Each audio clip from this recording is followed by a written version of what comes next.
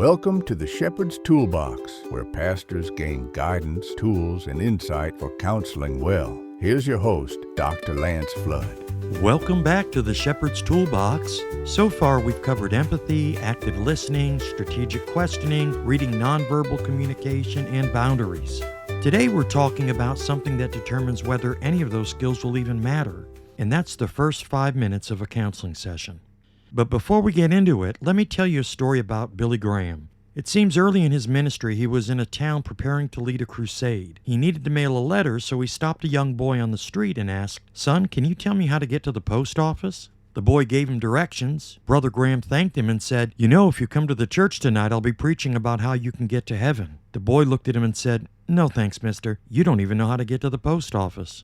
First impressions matter. If you can't establish credibility and trust in the first 5 minutes, nothing else you say will land. People won't open up, they won't be honest, and they certainly won't take your advice. Today we're talking about how to build rapport quickly, how to set the tone for a productive counseling relationship, and which intake strategies actually work. In clinical counseling, there's a concept called the therapeutic alliance. It's the relationship between counselor and client, and research shows that the strength of the therapeutic alliance is one of the best predictors of counseling outcomes. In other words, it's not just about what techniques you use or how theologically sound your advice is. It's about whether the person trusts you or not, whether they feel safe with you, whether they believe you actually care about them. And most of that gets determined in the first 5 minutes. Here's what occurs. The person is assessing whether or not you're safe. Can I trust this person? Will they judge me? Will they understand, or will they dismiss me, lecture me, and end up making me feel worse? They're also deciding whether to be honest or to perform. If they sense that you want a certain answer, they're going to give it to you. If they sense you're rushing, they'll minimize their problems. And if they sense you're uncomfortable, they're going to hold back. They're also gauging whether you're competent. Do you know what you're doing? Have you ever handled situations like this before? Or am I your first case and you're just winging it? And they're forming a narrative about the relationship. This pastor cares, or maybe this pastor is just going through the motions. If you lose them in the first 5 minutes, you're fighting an uphill battle for the rest of the session, maybe for the rest of the counseling relationship. So let's talk about how you can win those first 5 minutes. First, before the person even walks into your office, the environment is already communicating something. Is your office warm and inviting, or does it feel cold and institutional? Are there tissues available, or do people have to ask for them? Is the lighting a very harsh fluorescent, or is it warm and comfortable? Are the chairs comfortable, or are people sitting on hard folding chairs? These little details matter because you want the space to communicate safety, warmth, and professionalism. So what works is going to be comfortable seating, not a desk between you and them, not you in a big chair and them in a small one, equal seating that feels conversational rather than being part of a hierarchy. You also want to use soft lighting. If you can avoid overhead fluorescents, do it. Lamps really create a warmer, more intimate feel. There should also be minimal distractions in the room. Turn off your phone, close your laptop, don't have a TV on in the background. The person in front of you should have your full attention, and the environment should communicate that. Always have tissues within reach. Don't make someone ask for a tissue when they're crying. Just have a box on the table between you. Make sure that there's a clock that they can see, so they're not wondering how much time is left. They can always glance at it without feeling like they're being rude. You also want to have something personal but not distracting. Maybe a few family photos, some books on the shelf, maybe a plant. Something that might make the space feel more human without being cluttered or overly personal. The goal here is to create a space where people feel safe enough to be vulnerable. Now let's move on to the greeting. When someone walks into your office, the first 30 seconds is going to set the tone. Stand up, make eye contact, and smile. Offer a handshake if that's culturally appropriate, and then use their name. "Hi, Jeff, thanks for coming in. I'm glad you're here." That's it. Simple, warm, and present. Don't immediately launch into the agenda, and don't start with, "So, what brings you in today?" You want to give them a moment to settle. Offer them a seat. Go ahead and have a seat wherever you feel comfortable. Let them choose. Some people may want to sit across from you. Some want more distance. Go ahead and let them decide. And then take a breath. Slow down. You've got time. Rushing communicates that you're too busy for them. Slowing down communicates that they matter. Now let's talk about the opening, because building safety before diving in is critical. Unfortunately, many pastors make the mistake of diving straight into the problem. "So tell me what's going on." Well, that's too fast. The person hasn't decided whether or not they trust you yet, and you're already asking them to be vulnerable for you. Here's what you do instead. You start with some brief small talk.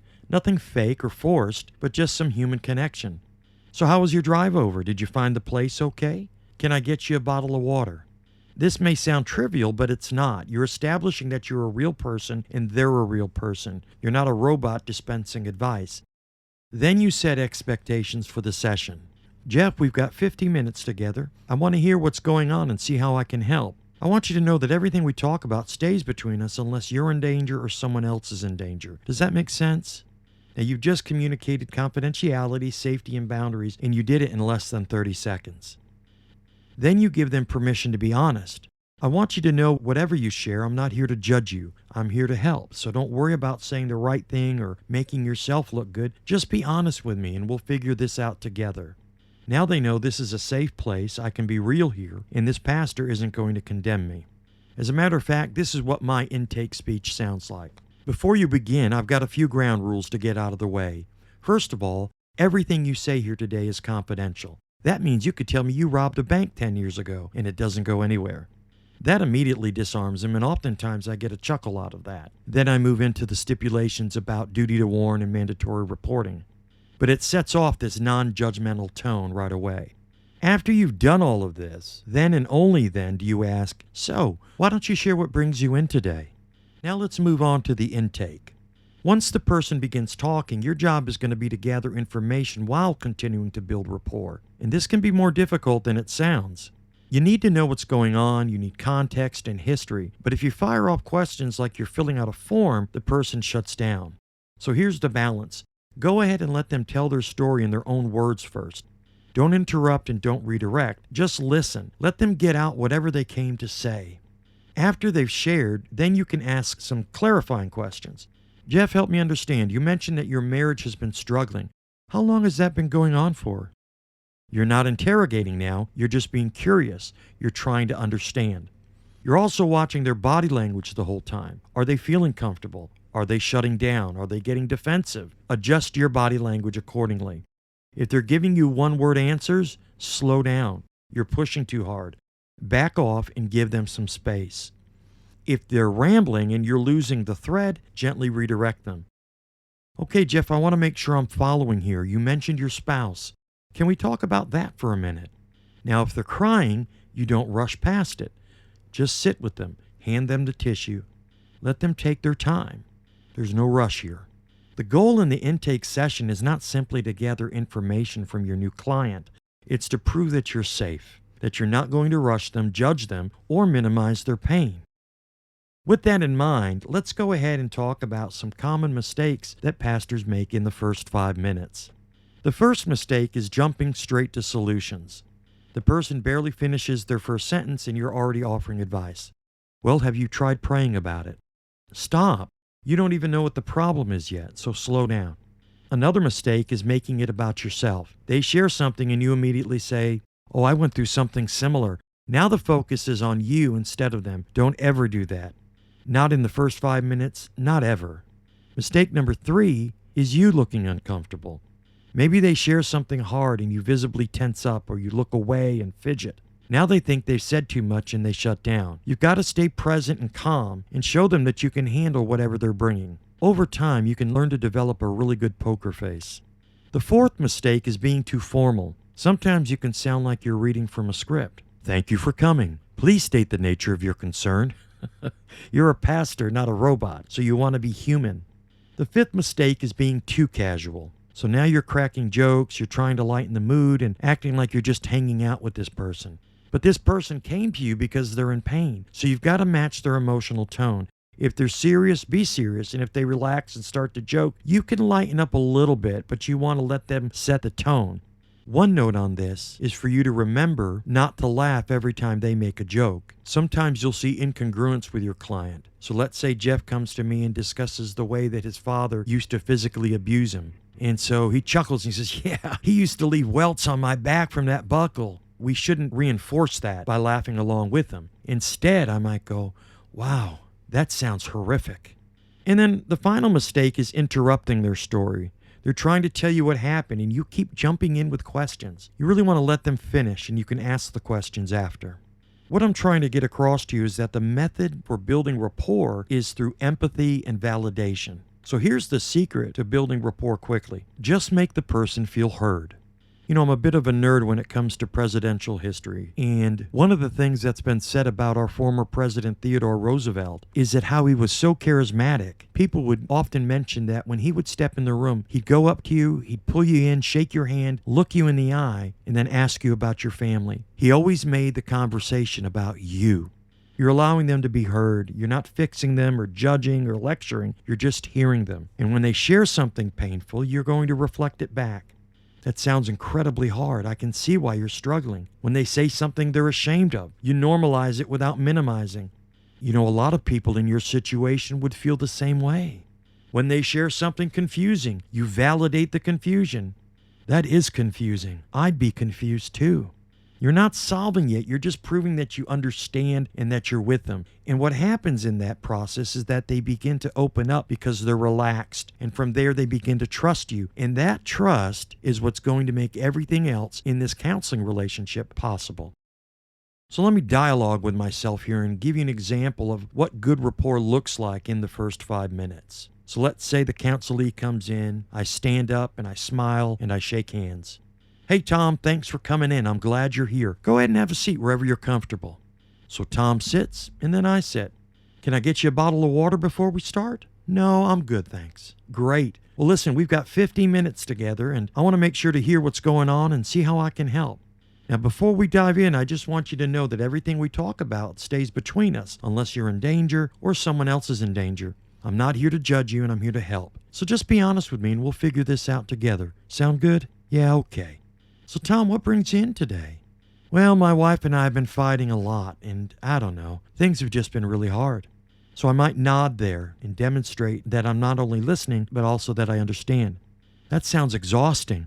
How long has it been like this? Maybe 6 months? It just keeps getting worse.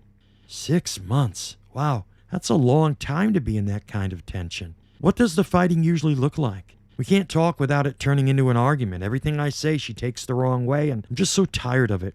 Sounds like you both are really frustrated, like you're trying to connect, but it's just not working.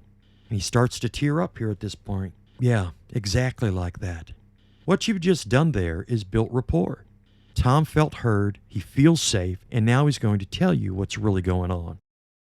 So let's move on to our ministry application. This is how it's going to look practically for you, Pastor. In counseling sessions, slow down the first 5 minutes. Don't rush to the problem and build safety first. Let your counselee know that they're in a place where they can be honest because they're safe. In hospital visits, the same principle applies. When you walk into a hospital room, don't immediately start praying or preaching. Ask them how they're doing. Sit down and be present. Build some rapport before you start to do ministry. In conflict situations, when someone's upset with you or the church, the first 5 minutes determine whether they'll hear you or just fight you. Start by listening and prove you care, then address the issue.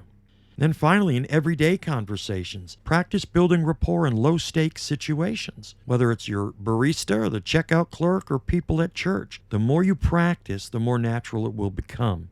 Now, one note I would say about using an individual's name, I wouldn't overuse someone's name. I may be alone in this, but when someone uses my name too much in a conversation, I feel like I'm talking to a used car salesman. The point here is it should never be used disingenuously. Okay, so here's your assignment this week. In every counseling conversation or pastoral visit, I want you to focus entirely on the first 5 minutes. Don't rush and don't jump to solutions. Just focus on building rapport. You're going to greet them warmly, set expectations, and give them that space to share. Then once you've built that rapport, reflect back what you're hearing, validate their emotions, and then watch what happens. You're going to be surprised how much more people open up when they feel safe in those first 5 minutes. All right, well, it's time for our Name That Pattern segment. Today we're talking about the trauma response that nobody talks about, and that's Fawn Response. Now, most people know about fight, flight, and freeze. When you're under threat, your nervous system kicks in and you either fight back, run away, or freeze up. But there's actually a fourth response that gets overlooked, and it's called fawn. Fawning is when you respond to threat by people-pleasing, appeasing, and trying to make the other person happy so that they won't hurt you. You become compliant, agreeable, and overly accommodating, which causes you to end up losing your sense of self and becoming whatever the other person needs you to be. We see this showing up a lot in people with trauma histories, especially childhood trauma or abusive relationships. They learned early on that the safest way to survive was to keep the abuser happy, so they learned to read the room, anticipate what people wanted, and then give it to them. And unfortunately, the pattern doesn't go away when the threat is gone. It ends up becoming a default way of relating to people. Here's what a fawn response looks like. Someone asks you what you want for dinner. You say, I don't care, whatever you want. Now, all of you listening may be going, wait a minute, that's my wife. And that's probably every wife in the history of the universe ever, from the beginning of time. But I think you know where I'm going with this. Not because you genuinely don't care about what's for dinner, but because you're afraid if you state a preference, there's going to be conflict. Someone criticizes you. So instead of defending yourself or setting a boundary, you immediately apologize and try to fix it. You're right, I'm sorry, I'll do better, even if the criticism was unfair. Or how about you being in a conversation and you can sense the other person is upset, so you shift your entire personality to match what they need in the moment. You become whatever will de-escalate the situation. And finally, you say yes to things that you don't want to do because you're afraid of disappointing people. So you end up overcommitting, exhausting yourself, and you resent it, but you just can't stop. Fawning is survival. It's a way of managing a threat by making yourself small, agreeable, and non-threatening. And for people who grew up in environments where asserting themselves was dangerous, it makes total sense. But here's the problem. Fawning doesn't lead to healthy relationships. It leads to resentment, burnout, and a loss of identity. Because you're so busy being what other people need that you don't even know who you are anymore. And here's why this matters for you, Pastor. First, you're going to counsel people who fawn. And if you don't recognize it, you're going to think they're doing great because they're so agreeable and compliant. But underneath, they're struggling. They're saying what they think you want to hear, not what's actually true. Maybe when you give advice, they'll nod and agree with everything you say. They may not necessarily be convicted of it, but they feel like disagreeing with you feels dangerous. So you need to recognize fawn response and create a space for honesty in your sessions. I notice you agree with everything that I say, and I just want you to know that it's okay to disagree with me. I want to know what you actually think, not what you think I want to hear. Second, you need to recognize fawn response in yourself if you have it. A lot of pastors are people pleasers. A lot of pastors grew up in environments where they had to be the peacemaker, the good kid, the one who kept everyone happy. And if that's you, ministry is going to wreck you because you just can't keep everyone happy. You're going to have to disappoint people. You're going to have to set boundaries, and you're going to have to make some decisions that upset people from time to time. And if your default response is to fawn, you're going to burn out trying to keep everyone pleased. Third, you need to help people recognize and heal from fawn response. Here's something that helps. First, recognize the pattern. I notice that you have a hard time saying no. That makes sense given what you've been through, but it's also okay to have boundaries. What do you think of that observation? Practicing assertiveness, but start small. What do you actually want for dinner? What's your honest opinion about this? Help them practice stating preferences and opinions in a safe setting. Next, there's building self-awareness. When you say yes to things that you don't want to do, what are you afraid will happen if you say no? Then help them identify the fear that's underneath the fawning. Next, you want to create safety. Let them know that it's safe to disagree with you, to say no to you, to have their own opinions. Model healthy relationships where conflict doesn't equal danger. Look, fawning is exhausting. It's a trauma response that helps people survive, but it's not sustainable long term. And recognizing it is the first step toward healing. And if you are someone who fawns, you've learned to survive in an environment where asserting yourself was dangerous. But you don't have to live that way anymore. You can learn to have a voice, and you can learn to set boundaries and be yourself without fear. And if you're counseling someone who fawns, your job is to create a space where they don't have to perform for you, where they can be honest and can say no without consequences. And what an incredible freedom that is. Okay, so let's wrap up for today. The first 5 minutes of a counseling session determine whether the person is going to trust you, open up to you, and actually hear what you've got to say. So slow down, build that rapport, create safety, and don't rush to solutions. Your people need to know that they're safe before they're going to be honest, so give them that. Next week, our topic is normalize, don't minimize, validation done right. We're going to talk about how to make people feel heard without dismissing their problems, and why normalization is one of the most powerful tools in your counseling toolkit. You won't want to miss it. Before we go, I want to remind you that everything we do at the Flood Legacy Foundation operates under the principle of Luke 6:38. Freely you have received, freely give. Every podcast, every resource, every service we offer is available at no charge, And if this podcast has enriched your life or ministry, or if it's given you tools you didn't have before, we'd be honored if you'd consider supporting this work. Whether it's a one-time gift or a monthly partnership, every contribution, no matter the size, helps us continue the work that we do. You can learn more at floodlegacy.org. Thank you for listening, for the work that you do, and for partnering with us in this mission.